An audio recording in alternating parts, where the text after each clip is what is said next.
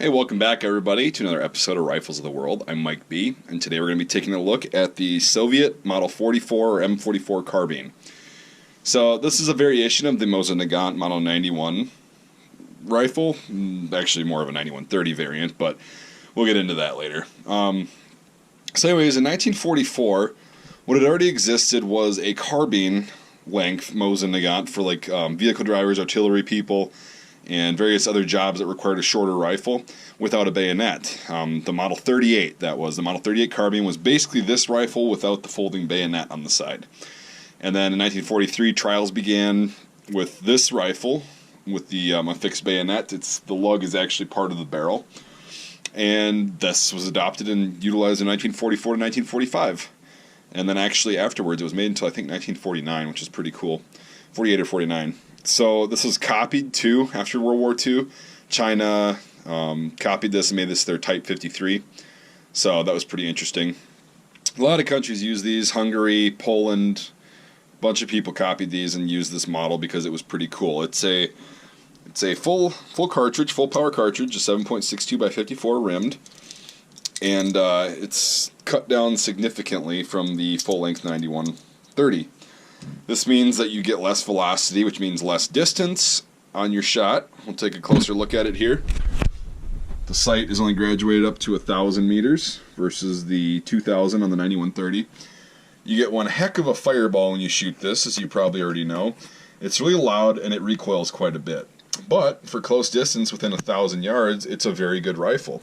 This particular rifle is a non-refurbished example. There's no shellac on the stock, and the finish is very worn.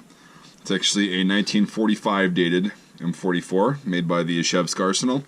These were only made by Yashevsk and Tula during the Second World War, and the Soviets stopped making these again in 1948 or 49.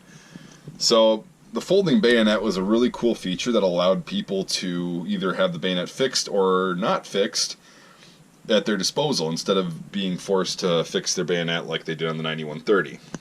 It's compact, it's relatively lightweight, it's accurate, and it uses the same ammo and chargers as the 9130, so it was a really good design. They just improved upon the M38, which was pretty neat. The M38 will not allow you to put a bayonet on it. That's why they came out with this, because they apparently saw the need for it with close quarters combat. And this is also a lot better than 9130 in close quarters. So right now I'll show you kind of how the bayonet works on this. And there's two styles of the bayonet latches. I believe, yeah, this is the... Oh no, this is the first style. So I think you can just... What you do is, it's on the lug right there. There's a spring mechanism inside.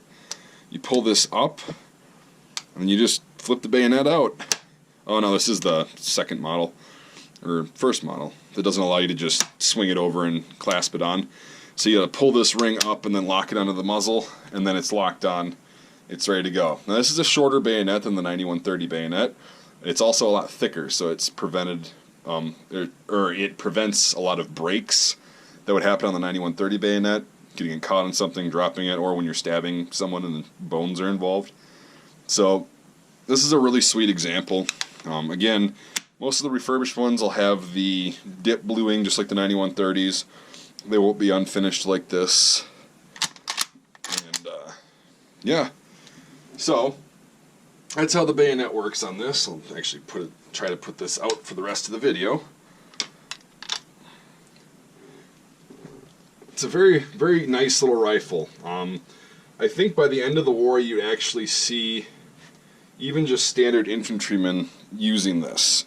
Not just vehicle personnel and people that utilize carbines traditionally, but also standard infantry was using these. So these are still being used today, even in Syria and other places. Wherever you can find an AK, you're going to find a Mosin Nagant.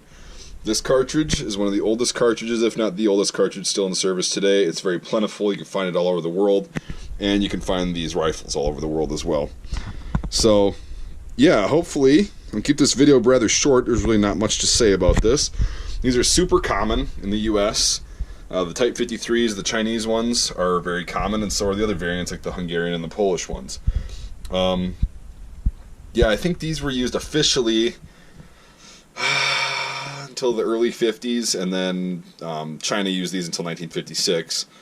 And then these were used by the North Koreans, the Vietnamese, you name it. A lot of these were used in Vietnam. A lot of these that you're going to see, and the Type 53s, the Chinese copy, were used in Vietnam because of their size and because of their firepower. A lot of the Viet Cong that were utilizing the tunnel system quite frequently would use these because they could fold the bayonet up, and it's a nice short rifle, but you can actually hit stuff at far distances and take your target down because of the power of the cartridge. So, yeah, hopefully that answered some basic questions if you had any about the M44 carbine. This is just a brief overview video. I don't really go into detail on these, just kind of who used what when. And when you see this at a pawn shop, you'll be able to look at the markings and hopefully ascertain that this is an M44 because of the bayonet. The M38s are worth a little more that don't have the bayonet on them, but it's pretty even at this point. So yeah, hopefully you learned something. If you haven't already, like this video and subscribe to my channel for more awesome videos like this. You can see me shooting this, I think, in another video. Perhaps not, but that's a good idea. I have to do that. And anyway, hopefully you learned something.